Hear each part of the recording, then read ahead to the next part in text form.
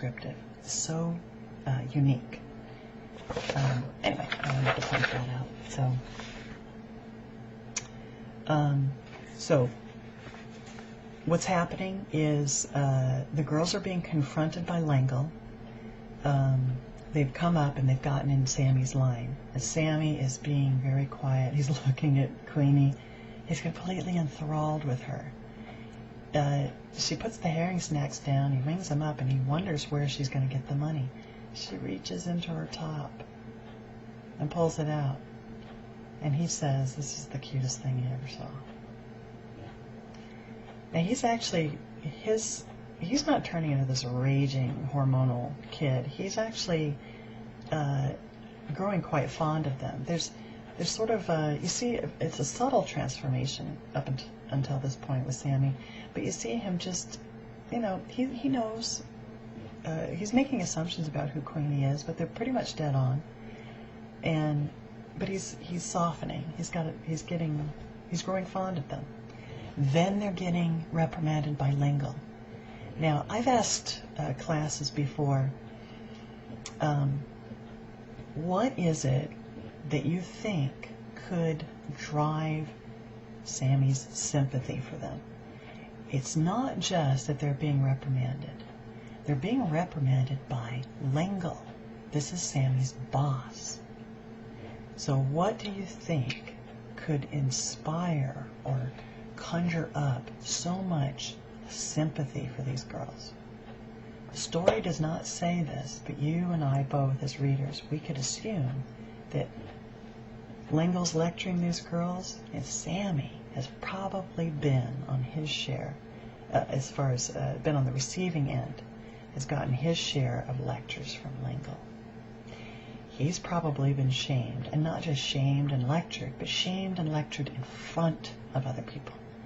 L'Engle's not taking these three girls and pulling them aside or waiting until they get out the door to privately tell them, "Look, try to put more clothes on when you come in my store." He's doing it in front of everybody.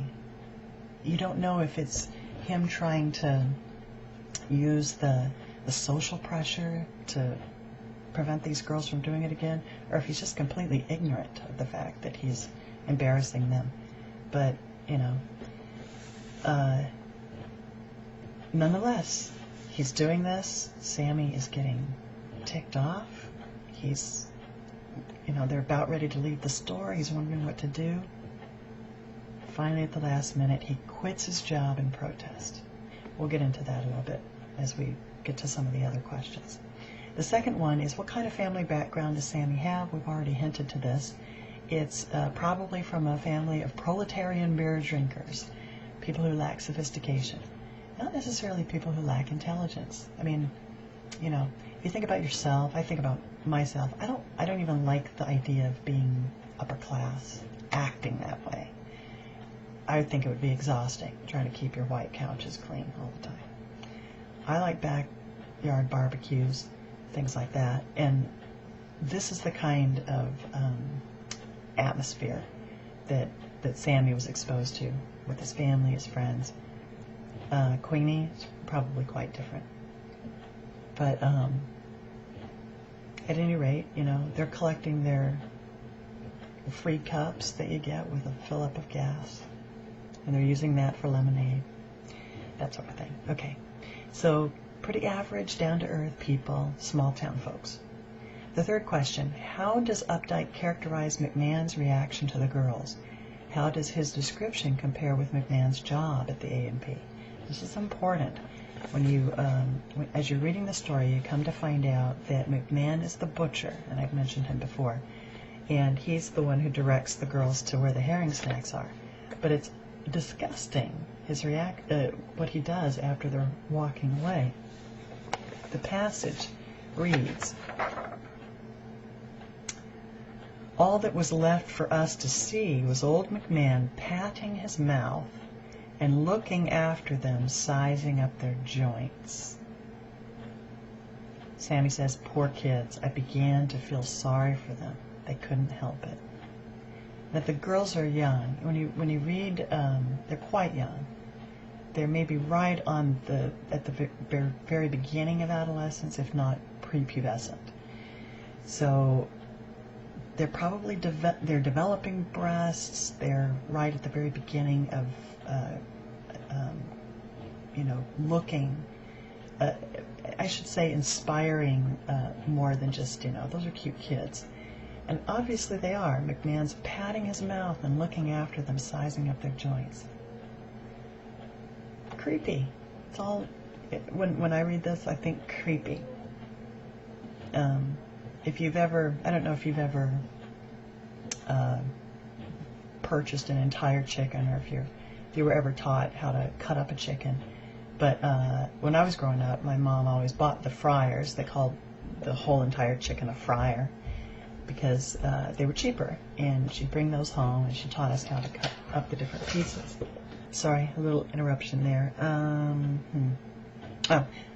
Fryers. When you're cutting the drumsticks or the thigh, you disconnect the joints. You pop the joints out of place, and then you take your knife and slide it up and so forth. And you can imagine this is what McMahon does all day.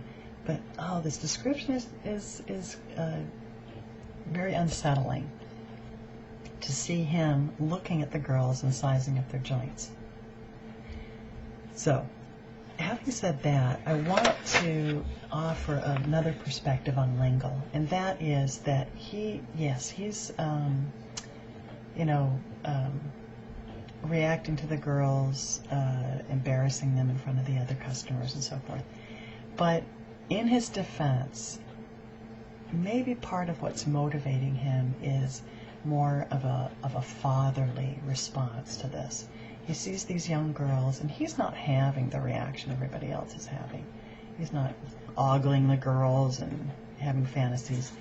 Instead, he sees the girls come in, he recognizes they're underdressed, and he, being a man, probably recognizes that these girls have no idea the thoughts they're inspiring in guys like Sammy's friend, or McMahon, who's probably much older and whose reaction is a lot more inappropriate. So his method, completely inappropriate. Lingle, I should say. His method of confronting the girls, completely inappropriate, but maybe we can throw him a little bit of mercy as far as what motivated him. The fourth question. The crisis and the climax occur almost simultaneously in A and P, but can you distinguish when both actually occur? This is real close to the end. The crisis and the climax. You can think of the crisis as being that moment at the cash register when Lingle has already reprimanded the girls. They're about on their way out. Lingle asks if Sammy has rung up a purchase.